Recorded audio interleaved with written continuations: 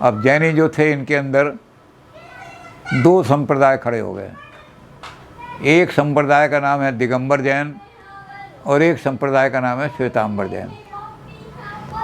कुछ लोग तो इसको प्राचीन काल से शुरू करते हैं।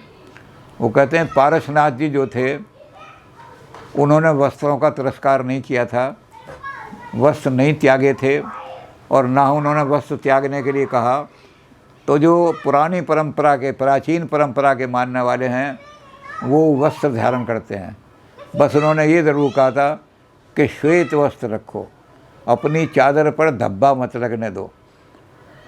जो श्वेत वस्त्र धारण करोगे तो ज़रा सा भी धब्बा पता लग जाएगा, ओहो मेरे चरित्र में ज़रा सा भी दोष आ गया, तो अवॉइड करने की कोशिश कर दो। तो कुछ लोग तो कहते हैं कि ये दिगंबर महावीर स्वामी जब आए तो उन्होंने 12 साल की जब तपस्या की, तो 12 साल की तपस्या के बाद जब खड़े हुए तो उन्होंने कहा कि ये जो वस्त्र हैं ये भी हमने परिग्रह नहीं करना, अपरिग्रह करना है, तो त्याग की हमें पराकाष्ठा करनी है। तो ये वस्त्र जो हैं ये इनको भी हम संभाल, क्योंकि मैं इनको संभाल करके रखूँगा तो मेरा मन मोह पैदा हो जाएगा, ममता पैदा हो जाएगी। तो तपस्या के 6 महीने बाद उन्होंने वस्त्र त्याग दिए थे। तो महावीर की परंपरा के मानने वाले हैं वो सारे दिगंबर, और जो प्राचीन परंपरा पारसनाथ जी की मानते हैं वो श्वेतांबर बन गए। तो कुछ लोगों ने इस तरह विभाजन किया है, लेकिन ये विभाजन कुछ तार्किक नहीं जचता, क्योंकि पारसनाथ जी और महावीर स्वामी की जो वाणी है उसमें कोई ज़्यादा विरोधाभास नहीं है। तो ये जचता नहीं, ये तो ऐसे ही लगता है कि महावीर स्वामी के बाद ही जो इनके गणधर थे, 11 गणधर थे।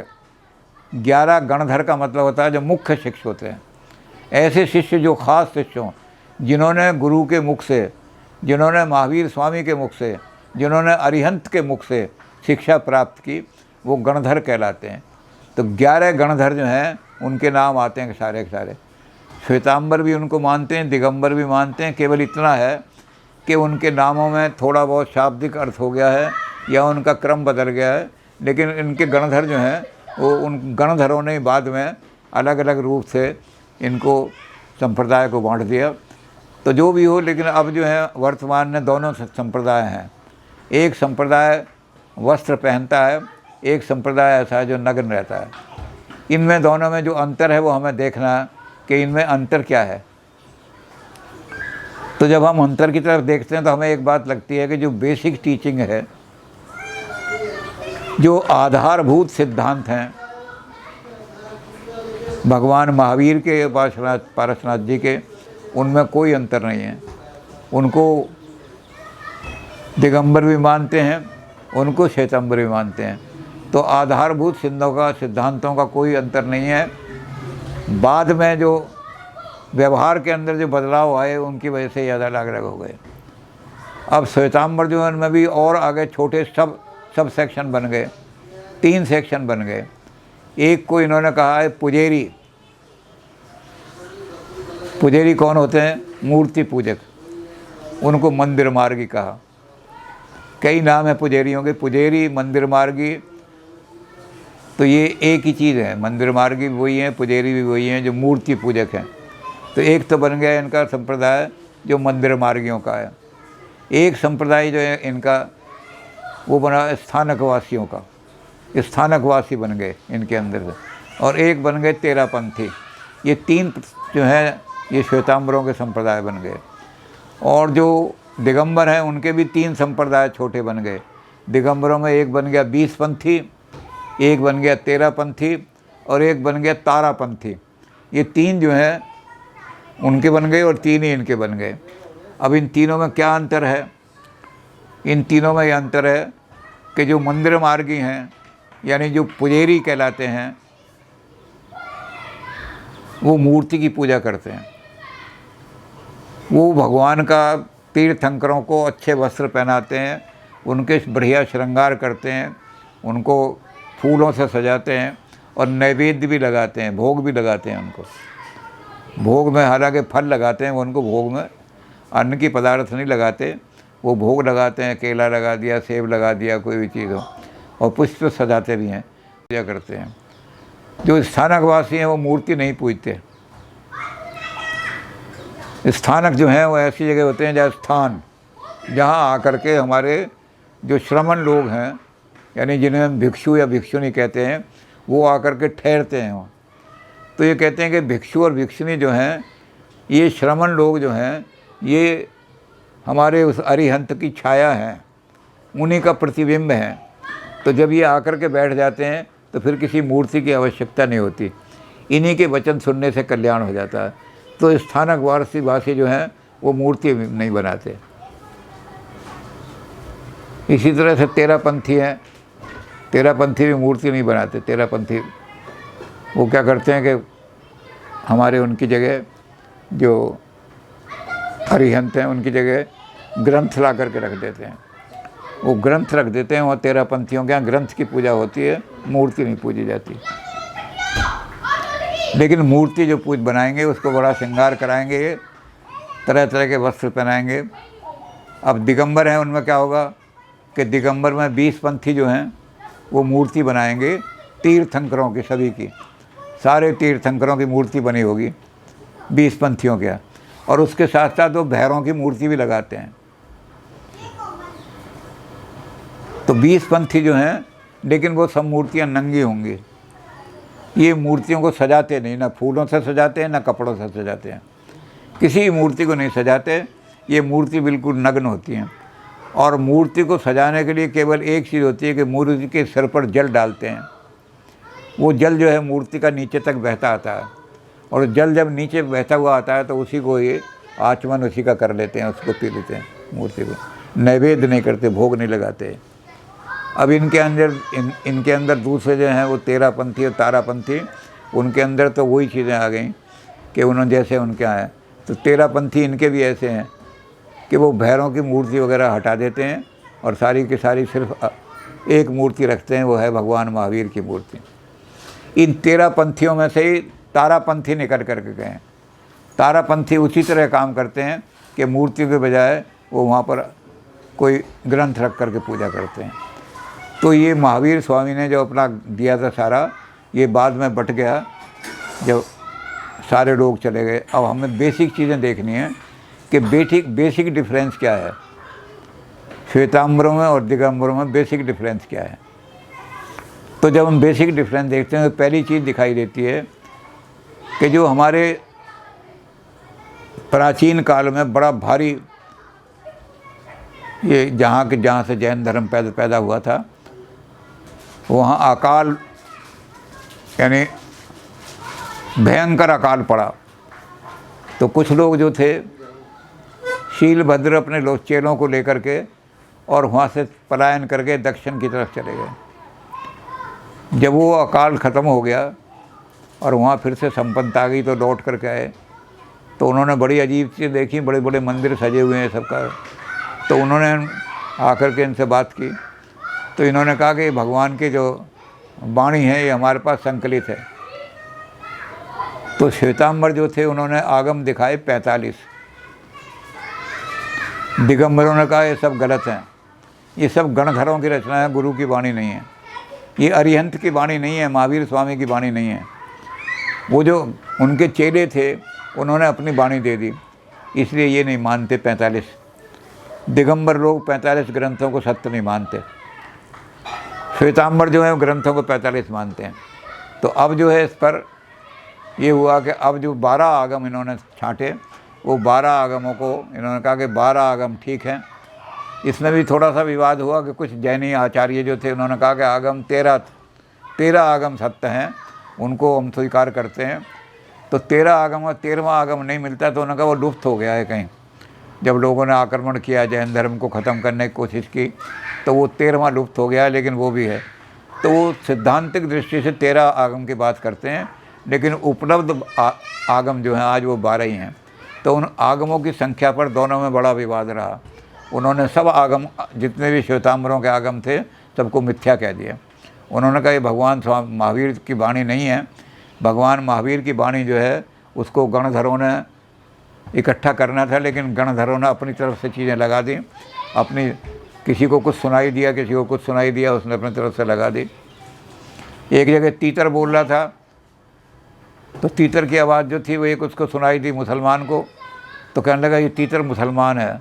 कह रहा सुभान तेरी कुदरत, सुभान तेरी कुदरत।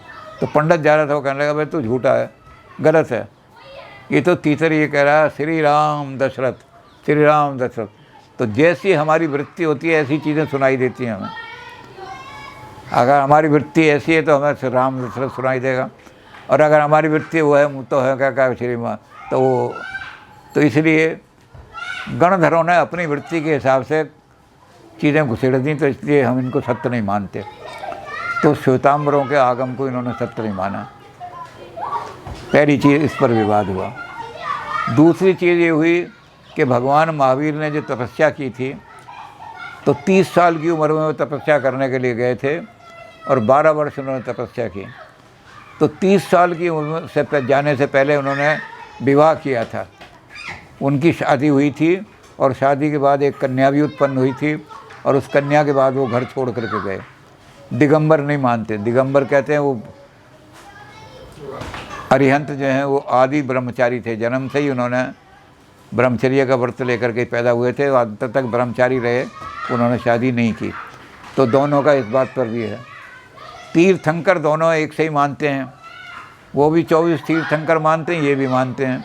लेकिन विवाद कहाँ है? विवाद ये है कि 8वें जो तीर्थंकर थे, मल्लीनाथ उनका नाम था। तो श्वेतांबर कहते हैं कि मल्लीनाथ जो है स्त्री थे, स्त्री भी अरिहंत बन सकती है, उस पद तक जा सकती है। लेकिन दिगंबर कहते हैं कि मल्लीनाथ स्त्री नहीं थे, मल्लीनाथ पुरुष थे, उनका नाम ही नाथ रखा, मल्लीनाथ। तो इस पर भी विवाद है दोनों के अंदर कि वो अभी तक एक दूसरे से सुलझा नहीं सके। फिर इन्होंने कहा कि उन्होंने महावीर स्वामी ने बताया कि अगर हम शरीर पर कपड़े भी रखेंगे तो उन कपड़ों से हमारा मोह पैदा हो जाएगा। अगर मेरा कपड़ा चूहे ने काट लिया तो मैं चूहे को मारने के लिए, और जब मैंने अन्न अवरुद्ध कर दिया, चूहे को खाना बंद कर दिया, तो हिंसा हो जाएगी। ये तो पिंजरे में बंद कर लिया चूहे को, तो बंद को तो हिंसा माना है उन्होंने। आप किसी को भी बंधक बना के नहीं रख सकते। तो कहते इसलिए अपने कपड़े को बचाने के लिए मैंने हिंसा करी। तो भगवान महावीर ने कपड़े भी उतार दिए। भगवान ने कहा कि जो आदमी थोड़ा सा भी मोह करेगा वो मोक्ष का अधिकारी नहीं हो सकता। अपने कपड़ों से भी मोह नहीं करना चाहिए। तो महावीर स्वामी नग्न रहे। श्वेतांबर कहते हैं कि महावीर, और उन्होंने कहा कि चूँकि स्त्री नग्न नहीं हो सकती, स्त्री कपड़े नहीं हो सकती, इसलिए स्त्री को मोक्ष नहीं मिलेगा। स्त्री कितने ही पुण्य कर्म करे, अगले जन्म में उसे जन्म लेना पड़ेगा पुरुष के रूप में। और जब वो पुरुष के रूप में जन्म लेकर के और सब त्याग देगी, जब बिल्कुल अपरिग्रह हो, जरा सा भी परिग्रह कपड़ा भी शरीर पर नहीं रहेगा, तब वो मोक्ष की अधिकारी होगी। श्वेतांबर कहते हैं कि मल्लीनाथ जी जो हमारे 8वें, वो स्त्री थे, और वो केवल भिक्षु ही नहीं बने, वो उनको अरिहंत बन गए जा कर के। तो ये कपड़े उतारने की जो शर्त है, ये कोई महत्वपूर्ण शर्त नहीं है। कपड़े उतारो या ना उतारो, आप मोक्ष के अधिकारी हैं। इससे मोक्ष में कोई है, मोक्ष जो मिलती है वो तो त्रिरत्न के पालन करने से मिलती है। श्वेतांबर कहते हैं कि तीन रत्न है मोक्ष के, जो कार्मिक पुद्गल को बिल्कुल रोक देते हैं, जो कर्म को कहीं विकृत होने ही नहीं देते। उसमें उनका हमने नाम भी देखा है, सम्यक ज्ञान, सम्यक दर्शन और सम्यक चरित्र। और सम्यक चरित्र में हमने 12 व्रत भी देखे गए हैं। तो श्वेतांबर ये कहते हैं कि मोक्ष का कारण तो ये 12 व्रत हैं, और ये 3 रत्न हैं, 3 रत्न और 12 व्रत, ये है मोक्ष का कारण। कपड़ों या पहनने या ना पहनने से मोक्ष पे कोई अंतर नहीं पड़ता। तो इसलिए स्त्री भी मोक्ष की अधिकारी है अगर वो इन सब का पालन करती है। तो इन बातों पर इनका विवाद है। अब बहुत सारे लोग कोशिश कर रहे हैं कि हाँ जी महावीर स्वामी की शादी हुई थी और दिगंबर अभी भी इसको चीर कर। अब दिगंबर अपने पास क्या रखते हैं, एक मूर्छल रखते हैं जो किसी भी कीड़े को शरीर पर ना बैठने दे। एक जूता रखते हैं तो वो जूता ऐसा होगा जो चमड़े का बना है। क्योंकि अगर हमने चमड़े का जूता पहन लिया तो इसका मतलब उन्होंने हिंसा के लिए प्रोत्साहन दिया, जानवरों को मारो और चमड़े के जूते बनाओ। तो हिंसा का प्रोत्साहन करने वाले भी इनडायरेक्टली हिंसा के उसी पापी हैं। तो ये जो जूता पहनेंगे वो ऐसा पहनेंगे, या तो नंगे पैर चलेंगे, जैनी साधु नंगे पैर चलते हैं सारे के सारे, या अगर उन्हें ज़रूरत पड़ेगी तो ऐसा जूता पहनेंगे जो चमड़े का बना हुआ नहीं होगा, जिसमें किसी पशु की हत्या नहीं की हुई। तो क्या करेंगे, ये प्लास्टिक की चप्पलें आ रही हैं या रबड़ की चप्पलें आ रही हैं वो पहन लेंगे। फिर उसके बाद एक छाता ज़रूर साथ रखेंगे। वो छाता इसलिए रखेंगे कि कोई ऊपर से कीड़े वगैरह जो गिरते हैं या पशुओं, आकाश में जो पशु गिर रहे हैं उनके शरीर से कोई बिष्टा वगैरह गिरे तो हमारा शरीर अपवित्र ना हो। हर जगह तो हम नहा नहीं सकते, अब हम जा रहे हैं ऊपर से, तो इसलिए छाता ज़रूर साथ रखेंगे। तो मूर्छल भी और छाता भी और ये सारा जैन धर्म फैला बहुत ज़्यादा, क्योंकि जो लोग बिल्कुल भौतिकवादी हो गए थे, चार वाक बन गए थे, उस भौतिकवाद ने संसार के अंदर असंतोष की अग्नि भड़का दी। और उस भौतिकवाद का निवारण करने के लिए लोगों ने जैन धर्म जो थे उन्होंने कहा कि जैन धर्म में है भौतिक वर्ग से बचावा। तो जैन धर्म को स्वीकार करना शुरू किया, बहुत सारे लोगों ने जैन धर्म को स्वीकार किया। चंद्रगुप्त मौर्य ने इतनी हिंसा की कि वहाँ लोगों को मारा जा कर के, लेकिन अंत में जा कर के उसको जब ये हुआ कि हिंसा करने वाला आदमी जो है उसकी आत्मा को कभी शांति नहीं मिल सकती, उसे शत्रु का भय हमेशा बना रहेगा। आपने अगर किसी आदमी को मार दिया तो ये भय बना रहेगा कि कहीं उसके दोस्त या कहीं मित्र ना छुपे हों, वो मुझे आके ना मार दें। तो इसलिए चंद्रगुप्त मौर्य जैसे आदमी ने भी अंत में जैन धर्म स्वीकार कर लिया था और पाटलिपुत्र में आकर के, वहाँ पटना में आकर के जैन धर्म का प्रचार किया, सारे के सारे रहे। तो इसी तरह दक्षिण में जो लोग चले गए थे, जब दुकाल पड़ा यहाँ पर पानी और उसका अकाल, तो जो वहाँ चले गए थे उन्होंने मैसूर में जा कर के और वहाँ श्रवणबेल गोला में जा कर के अपना केंद्र बनाया। वहाँ उज्जैन तक जैनी फैल गए सारे के सारे। तो जैनी जो थे वो सारे हिंदुस्तान को उनकी शिक्षाओं ने बड़ा प्रभावित किया। लेकिन बाद में क्या हुआ कि जब ब्राह्मण धर्म का दोबारा उदय हुआ, लोग ब्राह्मण धर्म से हिंसा की वजह से कि वो बलि देते थे, यज्ञों में यज्ञ काटते थे और क्या करते थे, उन्होंने ऐसी चीज़ें भी सेवन करनी शुरू कर दी थी। अब जैनियों में तो इसको बिल्कुल मना है, क्योंकि ब्रह्मचर्य का खंडन होता है। जैसे मैंने कहा कि हिंसा उन्होंने, और यहाँ भी 34 प्रकार का इन्होंने का खंडन होगा, तो उसमें नशीली चीज़ का सेवन करना जो है बिल्कुल वर्जित है जैनियों में। बीड़ी भी नहीं पिएगा जो साधु है वो जैनियों का, क्योंकि नशा लाता है और नशा लाते ही एकदम ब्रह्मचर्य का नाश हो जाता है। तो ये ब्राह्मण जो थे क्या कर दिए, ये भंग पीने लगे, सुल्फे में हमारे साधु दम लगाने लगे, तो लोगों को इनसे घृणा पैदा हो गई और लोग जो थे जैनियों की तरफ चले गए। कितने पवित्र लोग हैं जैनी। लेकिन ब्राह्मणों का जब दोबारा उदय हुआ, ब्राह्मणों का ख़ास तौर से शंकराचार्य के बाद जब ब्राह्मण धर्म का दोबारा आदय हुआ और वैदिक धर्म की पुनः स्थापना हुई, तो ब्राह्मणों ने बहुत सारी चीज़ें अपने अंदर ले ली। जैसे अहिंसा ले ली, जैसे चौर्य भाव ले लिया, उसको करके कैसे लेकर, और इस तरह की चीज़ें जैनियों से बहुत सारी ले ली, सम्यक दृष्टि ले ली। तो ये सारी चीज़ें जैनियों से ले ली, लेकिन उदार बना दिया इनको। जैनियों ने बहुत कठोर बनाया हुआ था। तो लोग जो थे वो शरीर को तपाने के शरीर ही ये भौतिक, हमें भौतिक की तरफ ले जाता है, इस शरीर को दमन करो अच्छी तरह से। और बहुत सारे आचार्य ने तो कहा कि क्या करो, जो चीज़ आपको इंद्रिय जहाँ की तरफ है उसके विरोध में जाओ। अगर आपकी आंखें सुंदर सुंदर कोई नाथ हो रहा देख रहे हैं तो बिल्कुल उसकी तरफ की बजाय उल्टा करके दूसरी दिशा में चल दो, क्योंकि आप रोक नहीं पाओगे अपने, थोड़ी देर तक तो कंट्रोल करोगे, फिर बाद में आप, तो यहाँ तक भी कुछ आचार्यों ने डिसिप्लिन बनाए। क्योंकि जैसे मैंने कहा कि 38 तरह के पाप, 34 तरह के पाप इन्होंने गिनाए। तो ये बहुत ज़्यादा कठोरता जो आ गई थी, शरीर को दमन करने की कठोरता, इसका तो पहले बुद्ध ने ही खंडन किया। बुद्ध ने कहा जो एक्सट्रीमिस्ट हैं, दो एक्सट्रीम हैं, एक तरफ वो जो भौतिकवाद में लिप्त हो गए हैं दलदल में, एक वो जो है शरीर को मार रहे हैं अपने को।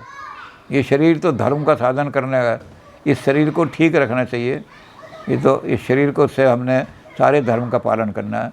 तो उन्होंने कहा मध्य मार्ग दोनों का निकालो। तो जो ब्राह्मण लोग थे उन्होंने भी बुद्ध से ये बात सीख करके मध्य मार्ग निकाला। तो लोग जो कठोर जैनिज्म में चले गए थे उन्होंने देखा कि अब तो ब्राह्मण भी इन्हीं चीज़ों की बात कर रहे हैं, लेकिन बड़े तो ब्राह्मण वो जो थे वे जैन धर्म से हट करके और ब्राह्मण धर्म की तरफ दोबारा आने शुरू हो गए। और धीरे धीरे क्या हुआ कि जैन धर्म किस दो ही जगह केंद्रित होकर रह गया।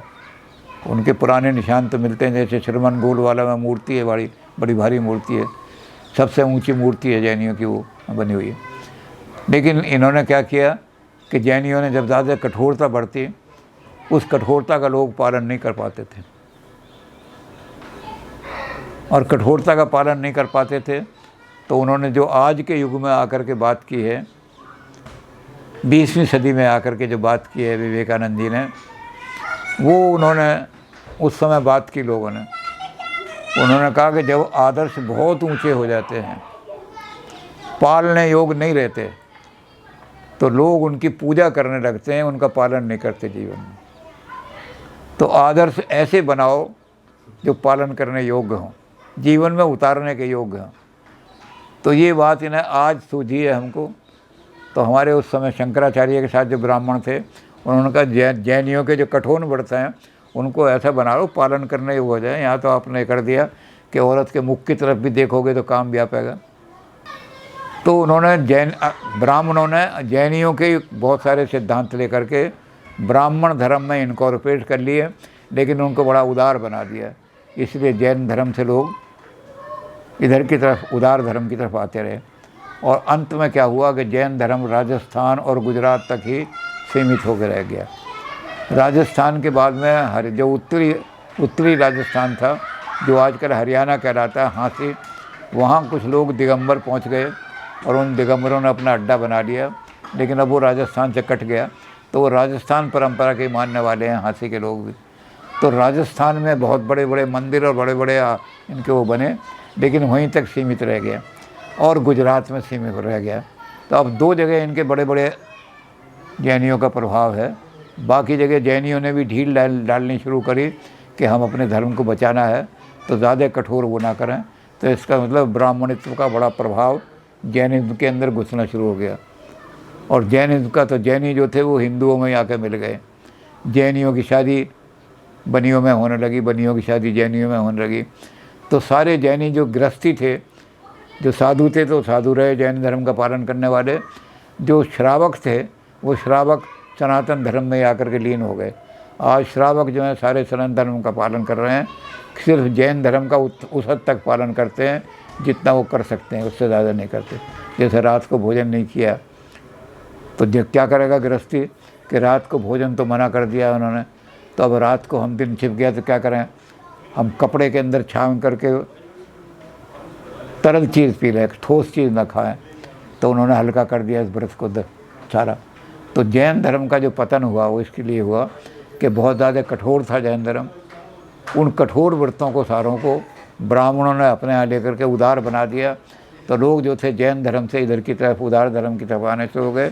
और ख़ास तौर से श्रावक लोग जो थे वो तो सारे के सारे सनातन धर्म में लीन हो गए।